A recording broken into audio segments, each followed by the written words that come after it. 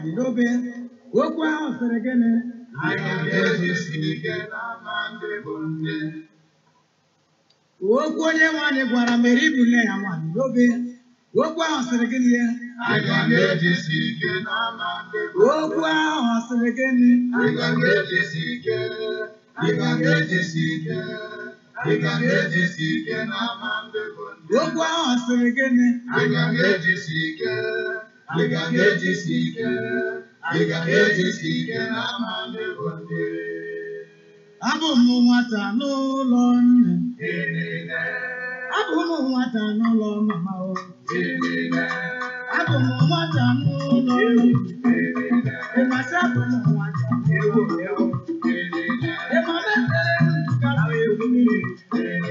aka matọ n'ụzọ na-aga akwụkwọ ụkwụ matọ n'ụzọ na-aga akwụkwọ ọdọ aka matọ n'ụzọ na-aga akwụkwọ ọdọ ụkwụ matọ n'ụzọ na-aga akwụkwọ ọdọ mana abụ m nwata n'ụlọ mama o siga abụ m nwata n'ụlọ ịma mesịrị n'uju gaba mmiri o aka matọ n'ụzọ na-aga akwụkwọ ọdọ ụkwụ matọ n'ụzọ na-aga akwụkwọ ọdọ aka matọ n'ụzọ na-aga akwụkwọ ọdọ kọwanyị n'okoko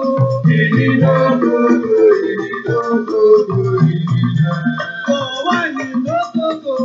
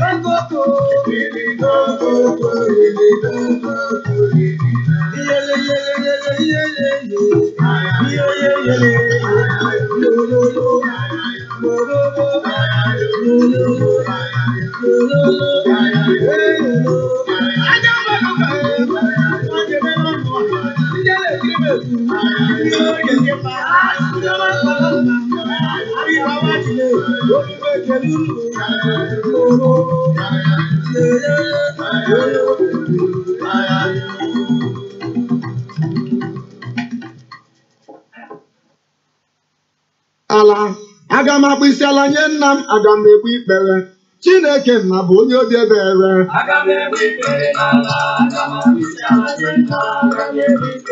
Akwado m ega na-eduzi anyị ụzọ. Jehova Jaire ụzọ anyị atụla ụjọ. Bịa dị mma ọ dị njọ bụ ikpere na-ejighị. Ụmụ Chineke nna bụ onye obi ebere.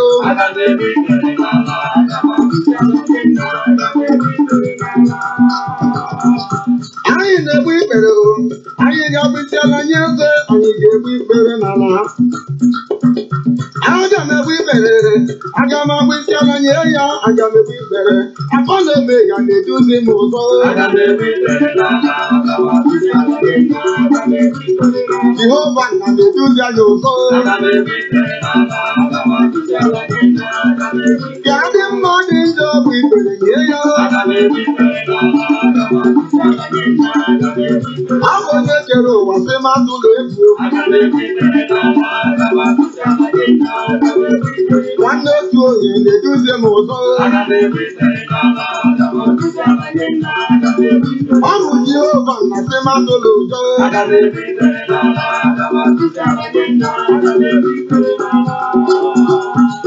Aga m egbu ikpere n'ala, aga m akpụ isi ala nye ya, aga m egbu ikpere n'ala. Anyị ga-egbu ikpere, ụwa ga-akpụ isi ala nye ya, ụwa ga-egbu ikpere n'ala. Aga m egbu ikpere, aga m akpụ isi ala nye ya, aga m egbu ikpere. Jehova nna bụ onye obi ebere. Jehova nna sị anyị atụla egwu. Ka dị mma dị njọ bụ ikpere nye chi. Onye kere ụwa na-eduzi anyị ụzọ. Jehova Jaire sị m atụla ụjọ.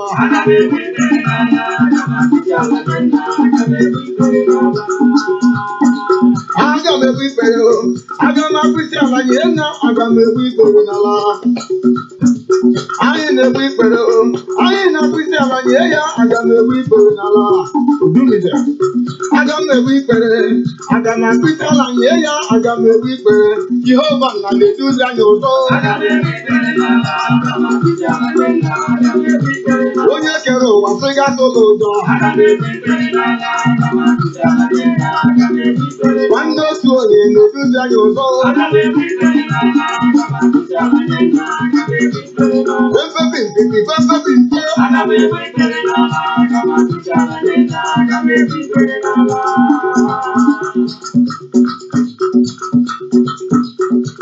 Anyị ga-anụ zigara n'ozi onye ihe na-agara nke ọma kọpụ enu ebe ọ nọ n'aka nri nke nna ya, anyị ochie ya ezọrọ. Mgbe anyị ga-anụ zigara n'ozi onye ihe na-agara nke ọma kọpụ enu ebe ọ nọ n'aka nri nke nna ya, anyị ochie ya ezọrọ. Ndị enyi m niile, ndị enyi niile, onye si n'ọnwụ bilie, ụmụnna m niile, na ndị na-enye ụra na-enyi, ndị ọrịa niile, onye si n'ọnwụ bilie, eze ndị eze.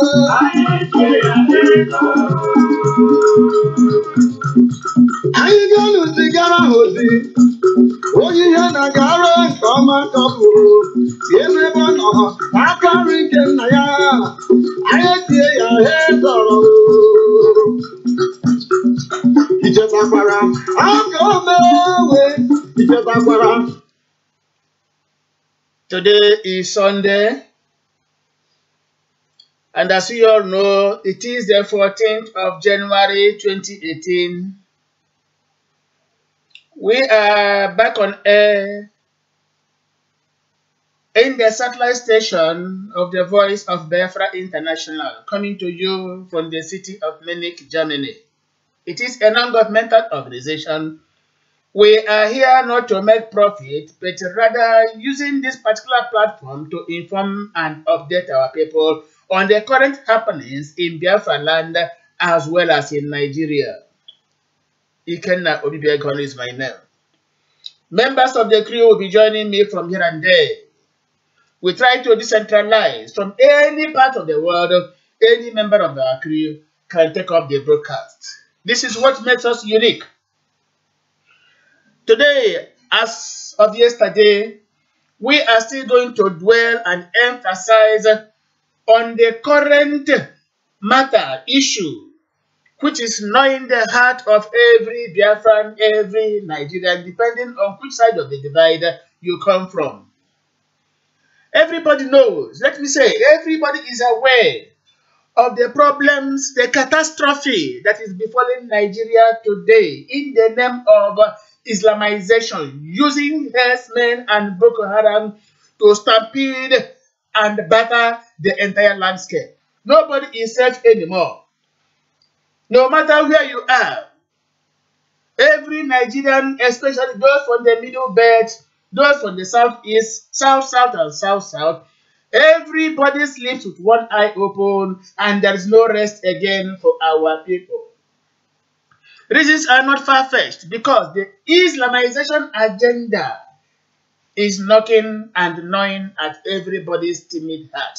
And why this thing continues to face us, the federal government of Nigeria, under the leadership of APC and Buhari, look the other way around and instead secretly, and not just secretly, but openly encouraging this Islamization agenda. Femi Fani-Kayode said it long ago, even before the electioneering campaign of the night 2015, that the prospects of having a Muslim ticket was tantamount to Islamization of the country called Nigeria. It was in the long run that such particular idea was taken off the table, and they had to choose a Christian to be a running mate to Muhammad Buhari. But even though a Christian is dead, he is a mere puppet and has not contributed anything tangible to the affairs of the state. Of course, he is there caged. He is only seen but can never be heard. That is example of what happens within the oligarchy. The die is cast once again. Everywhere there is tension in the land. The civil war, second civil war in Nigeria is almost starting right away from Middle Belt, where everybody, as I'm talking now, is only helter-skelter as bullets continue to fly here and there. From Taraba to Adamawa State, from Adamawa, centering there in Benue State, everywhere, everybody is on stampede. There is no safety anywhere for everybody. There is crisis in Benue State. People are dying. Corpses are falling. There is nowhere, no grave for any of them. We are warning our people. We are advising the entire southern Nigeria, from southwest to south, and from south to southeast. We have to inform you that you are the target. Do not forget that Usman Danfodio sometime in the past made it abundantly clear that they are going to dip the Quran right at the backyard of the Biafran landscape. In other words, they are going to Islamize every part of the southern Nigeria. That particular journey has started being fulfilled by Mr. Muhammad Buhari, current Nigeria's president. Are we going to allow that to happen in this particular dispensation? 1,000 times no. The ordinary Biafran says no. The ordinary Yoruba man says no. The ordinary Ijo man, Efik man, Idoma man says no. It is practically impossible, let us repeat with emphasis, practically impossible for the Christian part of Nigeria to be Islamized, no matter the pressure, no matter what they bring on the table. It is quite practically impossible. Any attempt to Islamizing Nigeria by force of arms is going to leave unavoidable to the total dissolution or balkanization of that particular country. I said this earlier, the die is cast. It is either now or never. Christians must stand up and defend their Christianity. They must defend their faith. They must not allow this Islamic agenda to overrun us. If they are prepared for a jihad, we are the brandishing crusade before them. But however, we don't want any particular crisis in that particular fledgling country. Because death anywhere is death everywhere. The language everybody understands. No matter if you speak Yoruba, Igbo, or Hausa, or any other Nigerian language, once somebody is crying, you are going to understand the agonies and pains the person is experiencing. This is why we are saying, making it clear that we wouldn't want to fight a war. Apart from that unwillingness to fight a war, we don't have the military wherewithal to withstand a vicious enemy. In consequence, we are trying to sell the olive branch. We are trying to have a handshake across the Benue and across the Niger.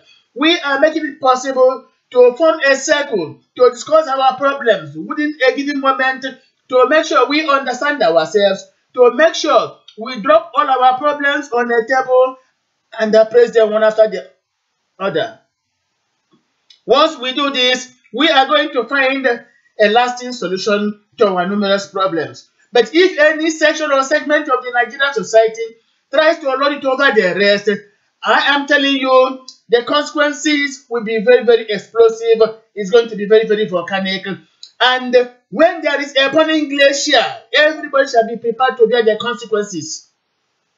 We are making it abundantly clear. We are for now using the language of peace. We are using the language of heaven. We would not be compelled to employ the pandemonium because it's not going to do anybody any good. This is what we are saying for now. We are asking our northern friends and brothers, we are asking our Yoruba friends and brothers, it is better for us to to speak out our minds within a round giving table and to avoid any particular civil conflict, because it's going to be very, very terrible if Nigeria should be thrown into a civil holocaust. We are advising. This is what we are doing. And so, for anybody at this present time trying to bring cattle colony in any part of the southern part of Nigeria must be biting more than he or she could chew. And we are saying it and make it abundantly clear. We shall not find it we shall find it unacceptable. We shall find it unacceptable, intolerable, imperceptible, unbearable for anybody to think of bringing cattle colony in any part of southern Nigeria. We are informing all our governors, Biafran governors, Oduduwa governors, all the governors of the South. We are telling you, even of the Middle Belt, no governor should ever consent to the idea of establishing a cattle colony in their own state.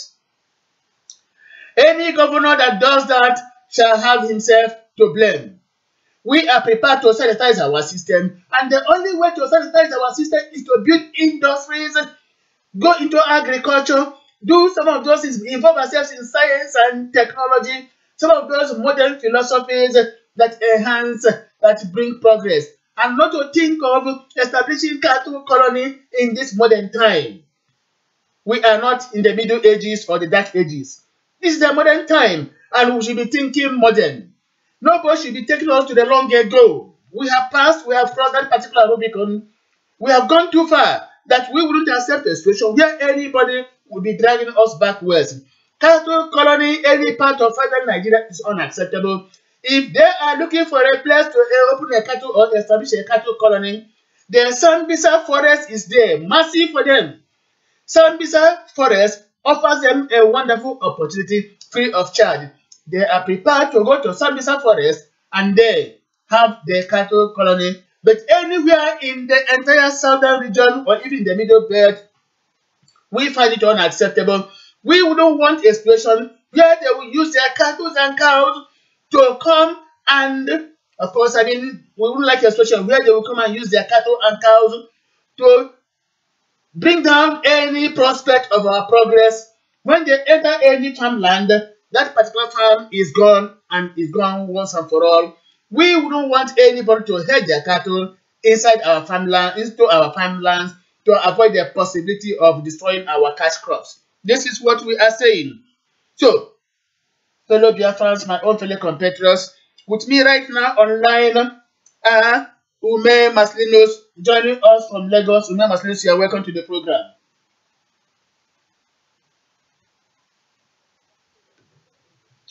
Yeah, Ume Maslinos, you are just there. Uchenno Keke, are you there? You are welcome to the program also. So, what we are discussing today is the unacceptability of the establishment of cattle colony anywhere in Biafra land, anywhere in the whole of southern Nigeria. We are making it abundantly clear we find it unacceptable. Hello, Ume Maslinos. Uchenna Okeke, are you with us there?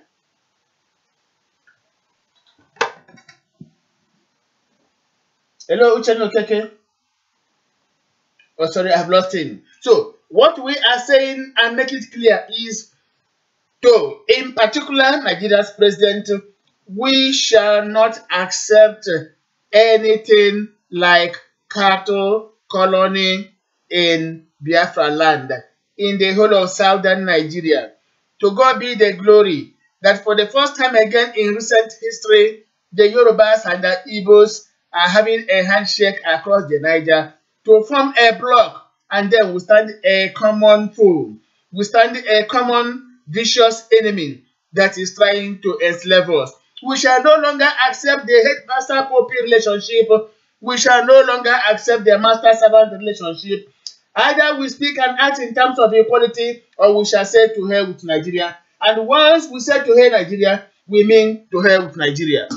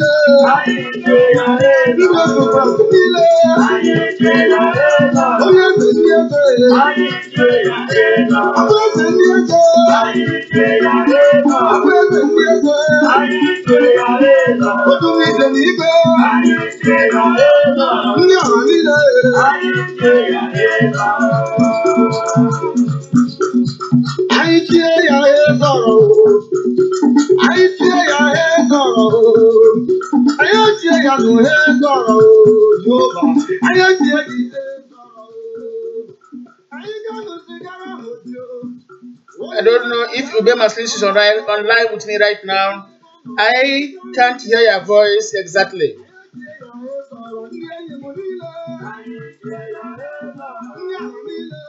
Please let me be off air for a few seconds.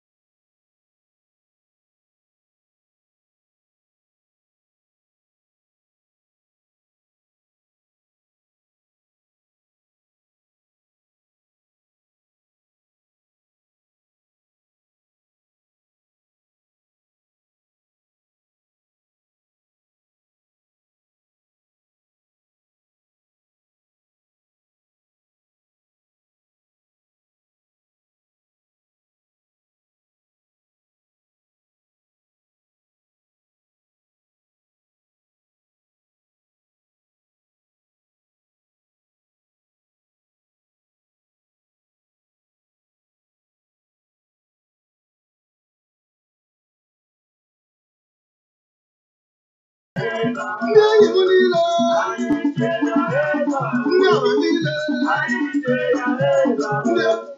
we sincerely apologize to our numerous listeners for that short break in transmission. I was trying to establish contact with my co-correspondents here and there in different parts of Nigeria and Biafra land, and having established contact with them right now with due sense of honor and pleasure, let me introduce you, fellow Biafrans and compatriots, the person of Ume Maslinos, right away from Lagos. Ume Maslinos, you are welcome to the program. Thank you, Oracle. Good afternoon. And to fellow Biafrans all over the world, I say good afternoon to you all. Thank you very much. Thank you so much and welcome to the program. And from Lagos, let us move on to Benue State. Uchenna Okeke, over to you. Thank you very much, Ikenna. We sincerely appreciate your efforts in keeping the radio calls on focus. And also, I want to thank all our numerous listeners for today's broadcast. May God bless us. You're welcome. Thank you very much. Now, right now, we have a lot of people already online, and they have been listening to the broadcast so far, and they are saying, if God decides, and of course, God has already decided that all this mess on the Fulani herdsmen will eventually come to an end. This is sent in by Friday, Innocent Madubofu. So, right now, before we continue, let us go to Benue State and ask Uche Okeke, who is right now at the hotbed where the crisis of being masterminded by the Fulani herdsmen is gaining ground by the hour, by the day. Uchenna, please, could you give fellow Biafrans and other Nigerians update on what is happening right now in Benue State? We are getting the information that every part of Benue State is now taken over virtually by the Fulani herdsmen, stampeding, killing, maiming, raping people, and nobody is safe again. That to the extent that people are now sleeping with one eye open, one eye open and one eye closed. Could you please give us update on what is happening there? Biafrans are very, very curious. Yes, thank you very much, Ikenna. The truth is that Benue State is on fire, most especially the capital, Makurdi. As in regard to all the communities in the villages, the communities, everybody has left their village. They are all trooping into the capital, thinking that the Makurdi capital is going to be safe for them. But unfortunately, the enemies also carry the war into the capital, Makurdi. Yesterday, the Hausa Fulani took charge, a part in Makurdi, and chased away the thief, the right indigenes of the state, killing and destroying their property, threatening to enter into the Federal Medical Center owned federal government, if not by the heavily armed policemen and some security agents that were deployed in that arena, they would have burned down the hospital. But some people were unfortunate. On their way into the hospital, they met those evil men, and the vehicles were destroyed, and some of them were killed.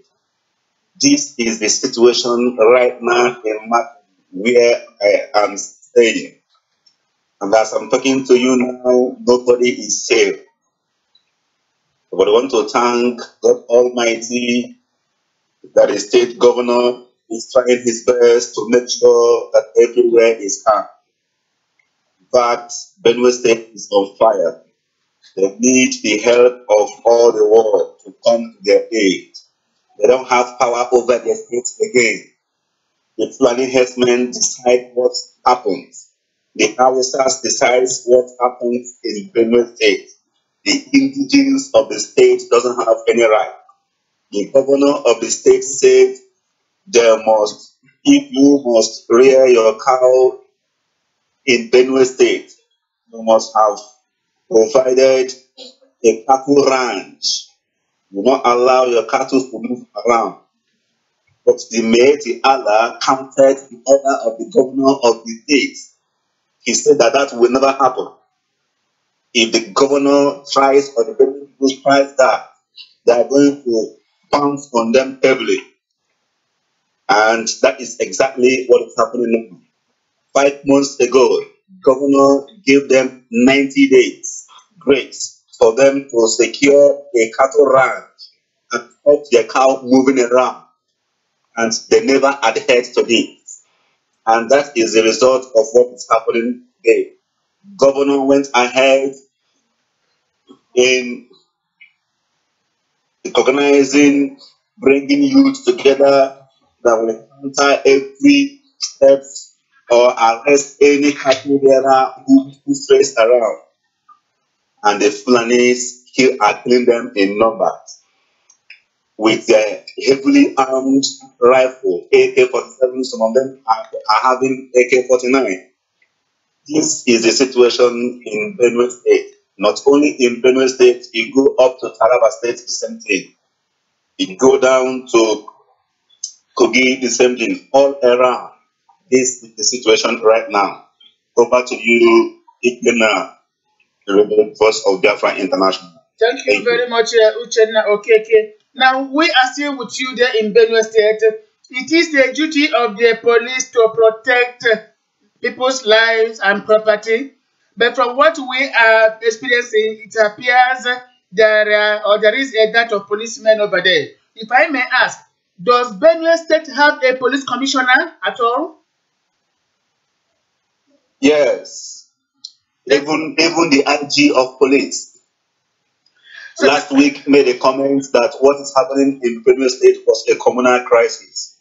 Then the president, Muhammadu Buhari, orders him to come down to Benue State and relocate from Abuja to Benue State, where he made some confession and apologized to people of Benue State when he was here present to witness the mass burial of the victims of Fulani herdsmen's murder.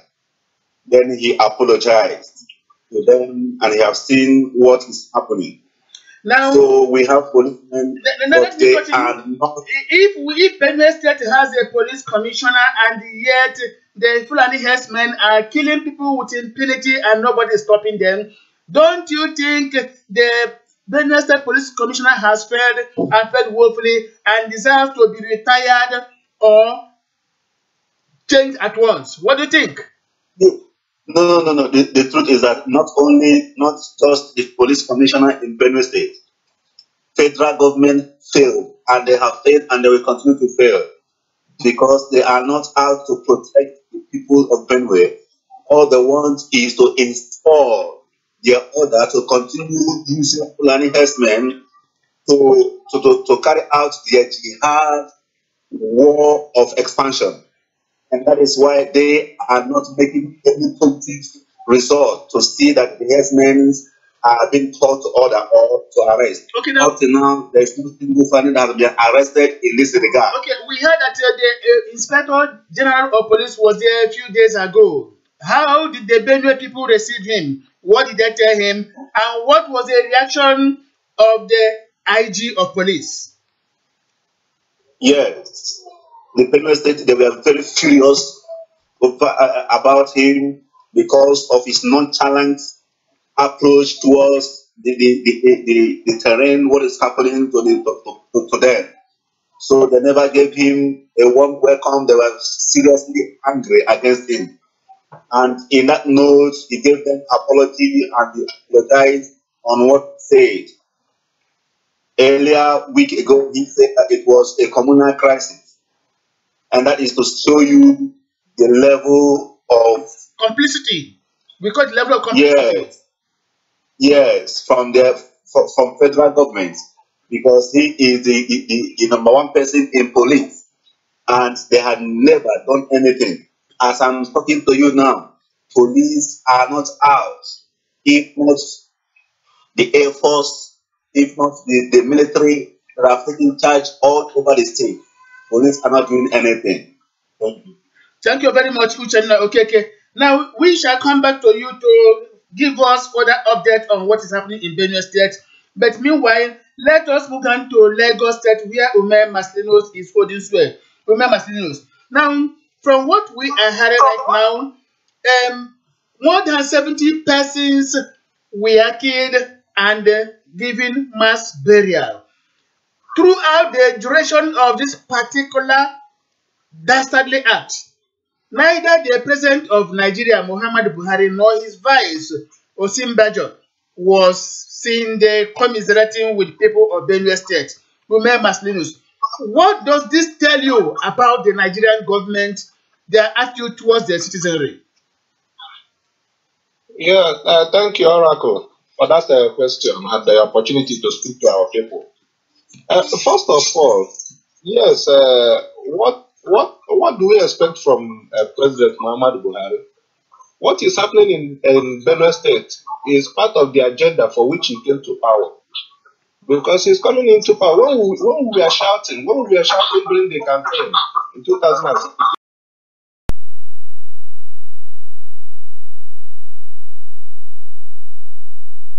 telling people this man had nothing to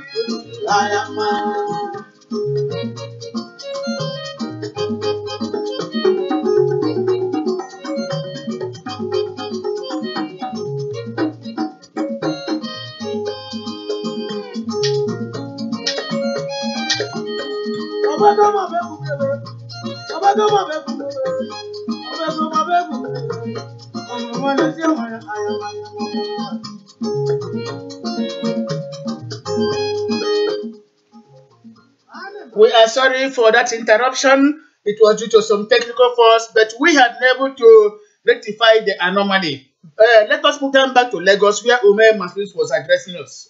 Ume Maslis, over to you. All right, thank you. Like I was saying, when Villa Chapel was closed, Osinbajo, who is the vice president and the Christian, was the one who tried to explain to people why that Asura Villa Chapel had to be closed down. Now, when the killing in Benue State started, he was the one that tried to advise the Christians not to retaliate, rather that they should pray for the flag men who were killing them. Then you can imagine, what do you expect him to say? Will he come and tell them story that they were killed when he asked them not to retaliate? That is to show you that this agenda, this Islamization agenda has started, and if care is not taken, before people know it, it will just flip off most areas of the country. But one thing I know for sure is how wide it's going to spread, the entire Biafra land will never be touched, because we cannot give an inch of our territory to them. That is one thing I know for sure, because God is on our side. So for them to have kept silent all through this period, even to send their condolence to the state governor, they have not done anything. I'm not surprised anyway. I'm not surprised, because what they plotted is what is coming out. So they should plan for themselves. That's what I have to say for now. Thank you very much, Ume Maslinos. Now, people are saying, let me say by word of suspicion or certainty, that Benue State is not the target of these Islamic fundamentalists or the herdsmen working for them, not even the southwest, not even the south-south, that their main target is Biafra land, that after establishing their colonies in any of these areas, they will take advantage of these places as launching pad to attack Biafra. What do you have to say to this? Yes, exactly. That is the plot. That is the plot. But one thing I know for sure is they will never succeed in any way. What they just want to do is, if all these our neighboring states, if they should accept all these colonies of 18 cattle colonies, if they should accept them, then the question they will now put to us when we reject them is, why are you trying to divide the nation? These people have accepted it. These people have accepted it. Why are you refusing? Why are you rejecting it? That is the game plan. It will not work. It will not.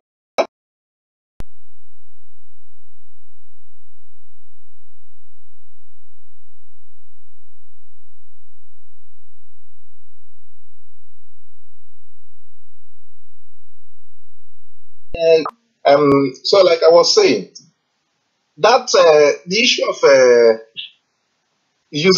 trying to penetrate our neighboring state before coming into our own territory, that is exactly their plan. We are their main target because they know that when you talk about Christianity in Africa, it is the Biafrans that are the main Christians. They are the ones that is still holding Africa. When you talk about Christianity in Africa, we are the main target. If they are to penetrate us and destroy Christianity in Biafra land, they have succeeded in destroying Christianity in the entire Africa. So that is just their game plan. But we cannot, I repeat, we cannot cede any of our territory to them. We cannot allow them to succeed. Their game is by the time they succeed in penetrating these states, Benue, Kogi, and all the rest of them, then if our people reject their agenda, they will say, why are you trying to defend Nigeria? Why are you trying to divide Nigeria? They will begin to accuse of them. Maybe people will begin to see us as the troublemakers. And by so doing, you see our people begin to say, no, let us accept it. As since others have accepted it, let us accept it. And by doing so, they must have succeeded 100% in the agenda. So that is the reason we cannot, and I say again, we cannot accept whatever program they are breaking, signing their cattle rearing, whatever, this their colony, all that, or what have you. If they cannot accept ranching, then they should take their cattle back to Sabisa Forest and do whatever colony they want. The forest is enough for them to rear whatever size of cattle they want to rear. Thank you. Thank you very much. Now, people are asking their questions and, of course, trying to provide some solutions. Now that the herdsmen and the Boko Haram people are stampeding everybody in Nigeria, not just concentrating in their catchment areas, they are not. But they are trying to make a dangerous inroad into the southern part of Nigeria. If for any provocation or by way of consent to this particular ideology, the Avengers rise again, the Bakassi boys rise again, the Odua People's Congress boys rise again, the Egbesu boys rise again. Do you think there will be a place for the herdsmen of Boko Haram anymore in Nigeria? And do you think Nigeria will survive it? Remember, please, that is a question for you. What have they to be able to stand these forces you just mentioned? They are nothing. They are nothing compared to even one of these forces you just mentioned. Who can they stand? When our youth mobilize and come out, the way Bakassi boys came out, the Fulanis, the entire Fulanis, not only the herdsmen, the entire Fulanis cannot stand up. If the Wesu boys should rise up and come out the way they are, who are the Fulani herdsmen to stand them? Before you begin to talk about the Avengers, the only people I cannot speak for are the OPC. I don't know because I don't know because of their cowardice and what have you. I don't know. Yes, I think the people share similar sentiment that we have confidence in the Avengers. If they wouldn't go to the back again and take settlement, we are equally confident of the Egbesu boys. We are 1,000 times confident of the Bakassi boys. Now, if we should unleash all this terror on the Nigerian state, I think herdsmen, Boko Haram menace will be a child's play. But we wouldn't want a situation where it will degenerate to that level. We are doing everything possible to forestall such possibility. And that is why everybody is now talking to the Nigerian federal government to use the military and put an end to this mess. But unfortunately, it appears the military is taking sides from what happened in Benue State. We are having the information that both the military and the police took sides with the herdsmen and massacred Benue people. Unfortunately, again, almost all the people killed were Christians. When have Christians in Nigeria become endangered species? And nobody is talking. Why these things are happening? Our pastors are still there talking, speaking in tongues, asking us to close our eyes and speak in tongues and continue to drop ties for them. Nobody is coming out to stand firm and condemn this particular malady. Is it only when they surround their churches with AK-47 that they will realize their folly? We are calling all the Nigerian pastors, begin now to tell their members how best to prepare to defend themselves in case of eventuality. These people should not wipe us out. May God forbid it. And we are telling them that for now we are pretending to be too docile. That does not mean that we are entirely weak. If they should compel us to absorb the shock, we might speak the imperative language. And once we begin to speak the imperative language, the equation will change. Definitely. This is what we are telling our people. Uche Nokeke, have you been with us over there? Yeah, Uche Nokeke. Are you with us still? Hello? Yeah. Uche Nokeke, are you there with us? Hello, can you hear me? Yes, I do. Do you hear me? Okay. Okay. Yes, yes. People are saying that this particular menace in Benue State and the elder parts of Nigeria should not deceive us. That their target is Biafra land, the Igbo territory, which they have always considered as a stumbling block to their Nigerian Islamization. So, do you think there will be a possibility after clearing all these areas, Benue State, Taraba, and what have you? Do you think there's any possibility of this penetrating Biafra land to Islamize us? Uche Nokeke. Okay. The truth is that the former president of Libya, in the person of Colonel Muammar Gaddafi,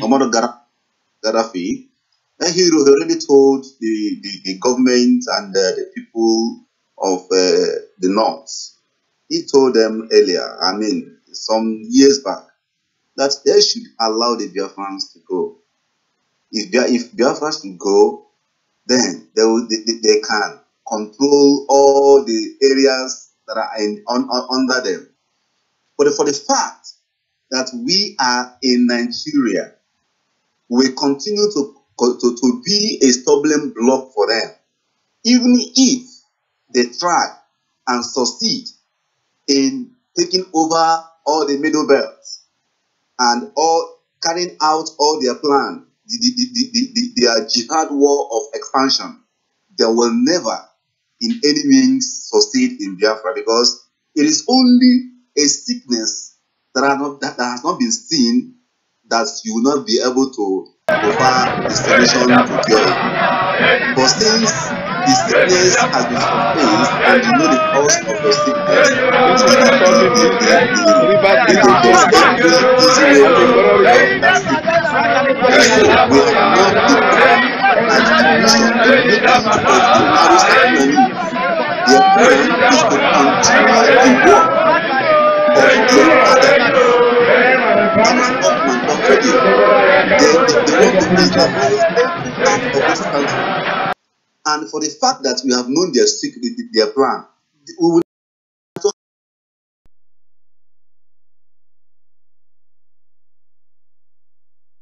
the thief, a gala.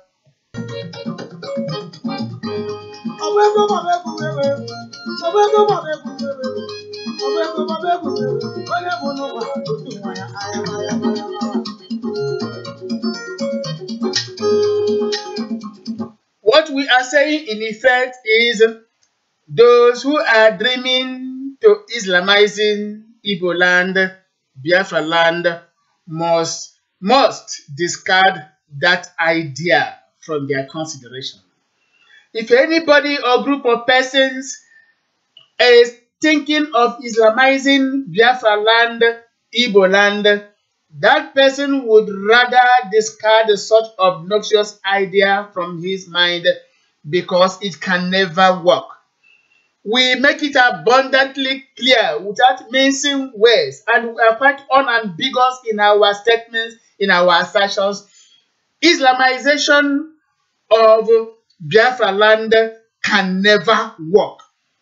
The very day they will attempt it, that day will bring an end to Islam in Nigeria. Mark my words.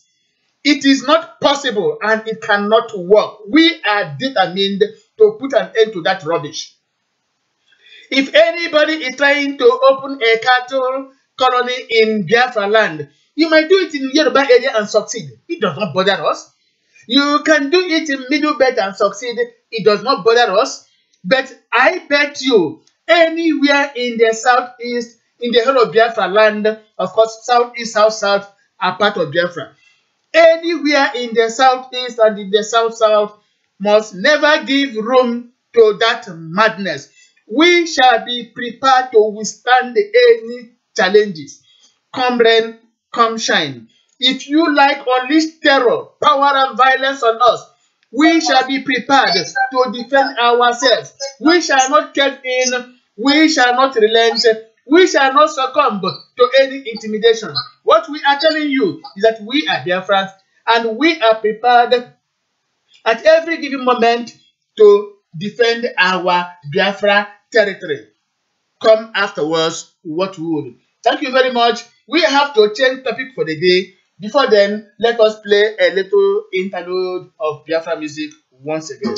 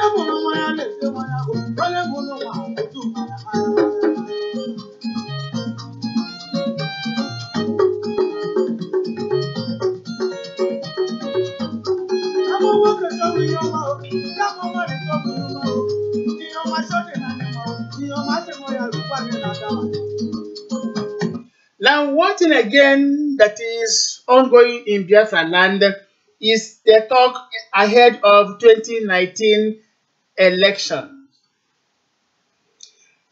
If for any reason we are still part of this flagelling federation called Nigeria, of course, we are going to participate in the elections, no two ways about it. But if by divine intervention, divine pronouncement, Biafra flag is raised at the international arena, to God be the glory. We now decide our destiny ourselves. But let us think ahead of 2019 as not to be taken unawares. At present, the crop of politicians we have now are not the representative types. They have failed and failed us woefully. Most of these politicians have been there since the days of our birth.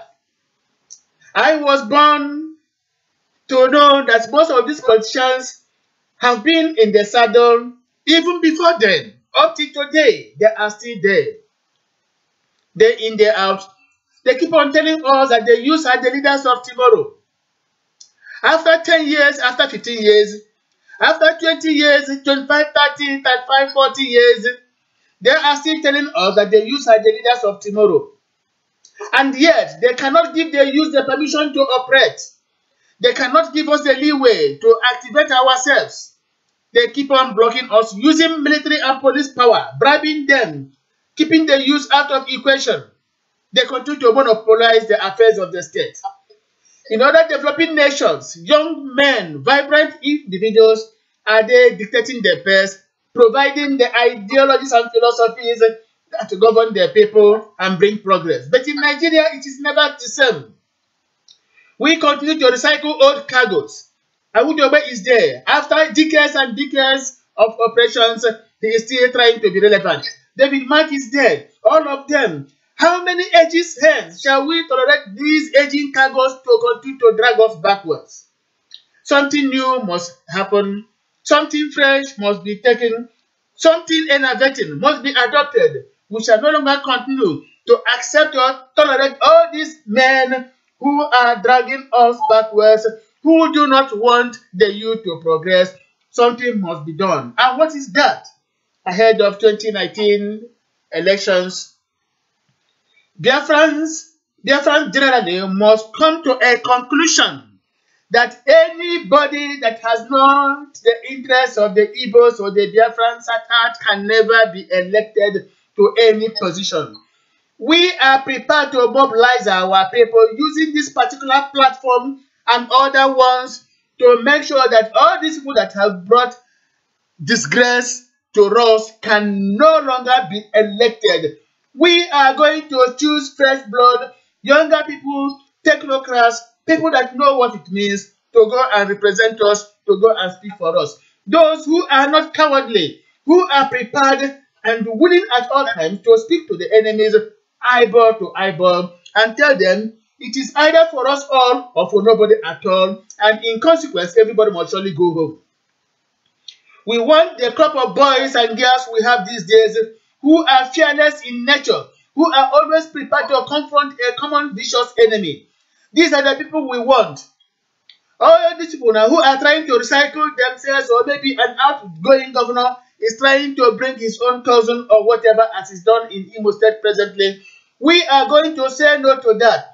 From Abia State to Imo, from Ebonyi to Enugu, and from there to Anambra State, even up to Bayelsa, Rivers, Cross Rivers, Akwa and Delta State, we are going to determine our fate by making sure that any of these old cargoes, old layers can no longer represent the interests of the Biafran people, because they go out there and sell us for a porridge. They go out there and sabotage our efforts.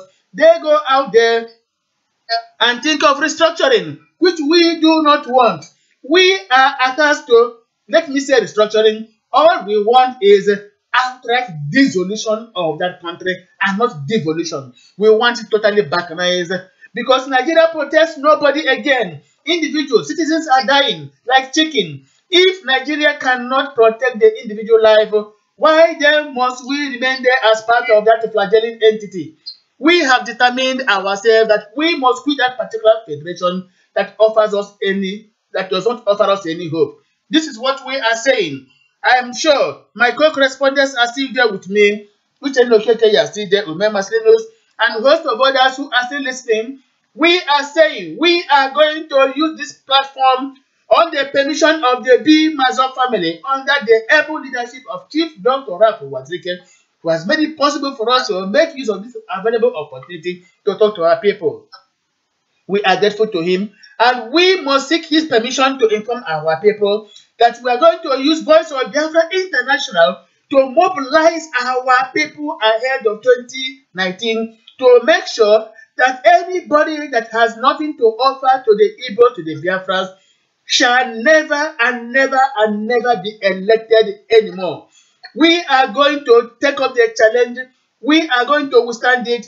We are going to carry out this particular promise to the letter, and no individual, nobody will stop us. If they like, let them mobilize the policemen of the military. We shall be prepared to sacrifice ourselves to make sure that we institute some changes in the society. We introduce some elements of sanity in the society. All these men go there and they siphon our resources and steal our patrimony. We shall no longer continue to accommodate such criminal individuals within the Biafran statecraft. Umema Slenos, are you still there with us? Yes, Oracle.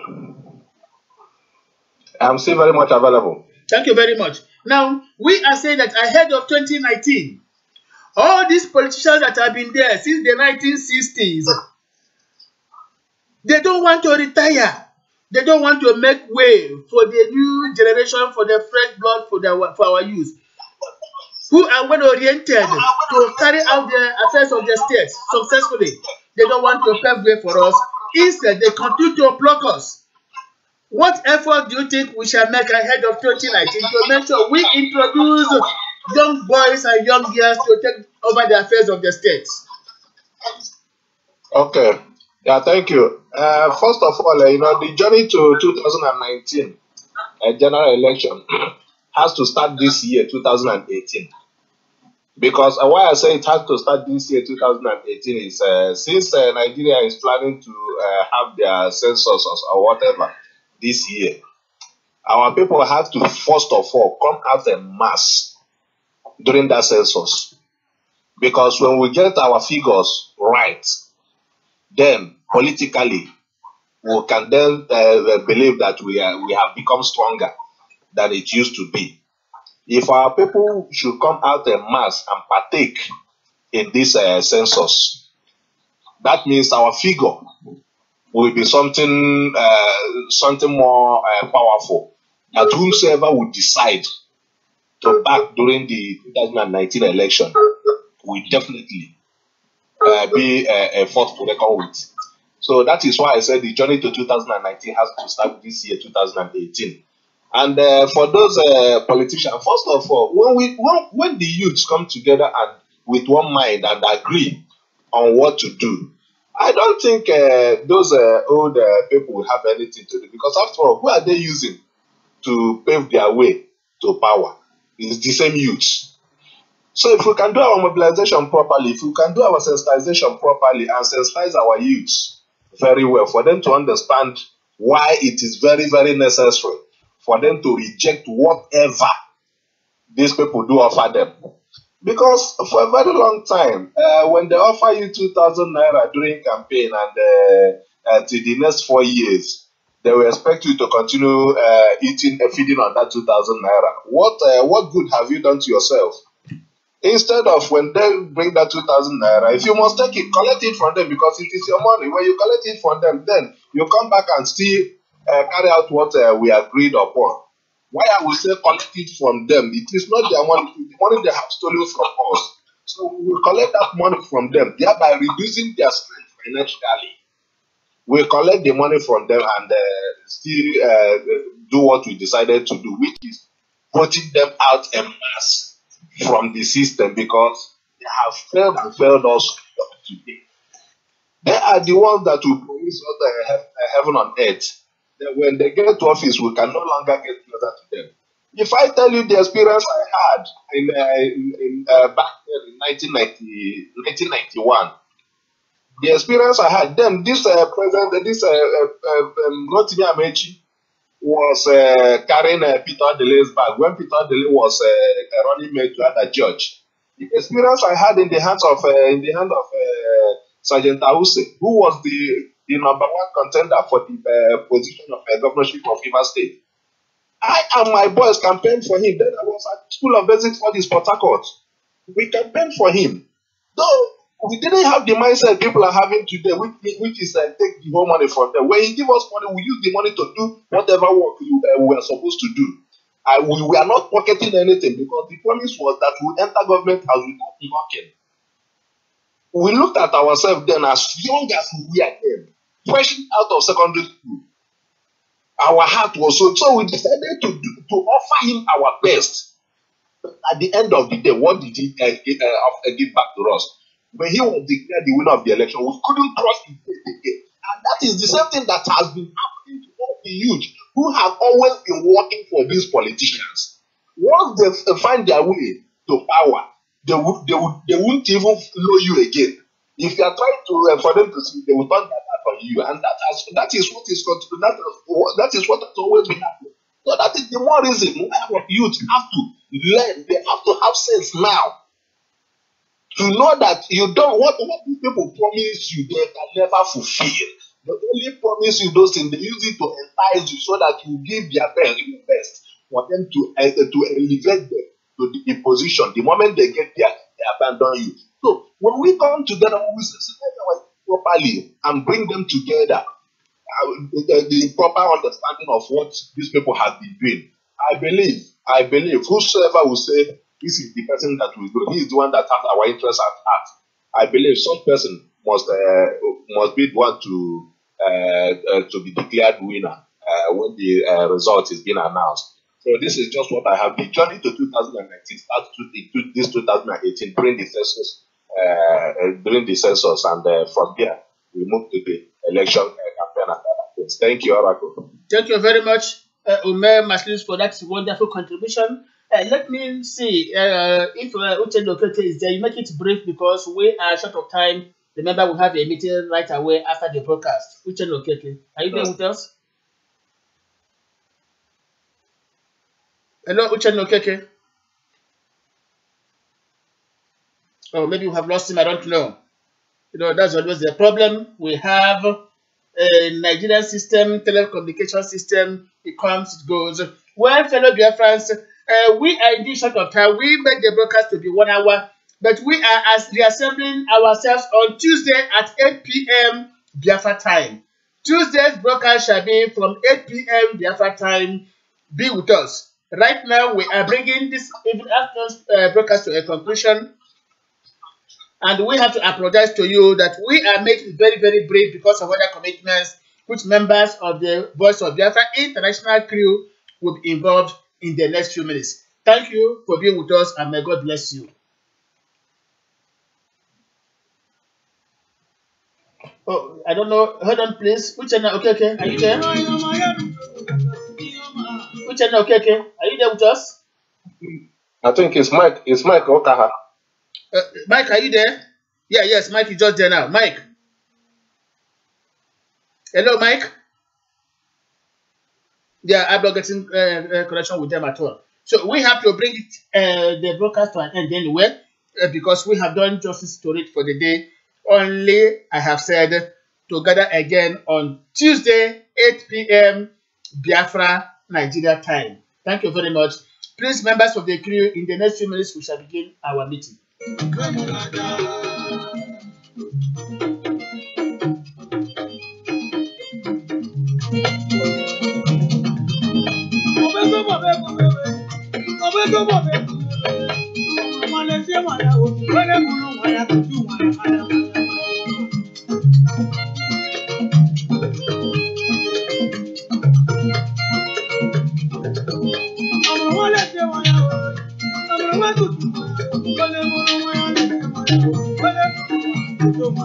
you.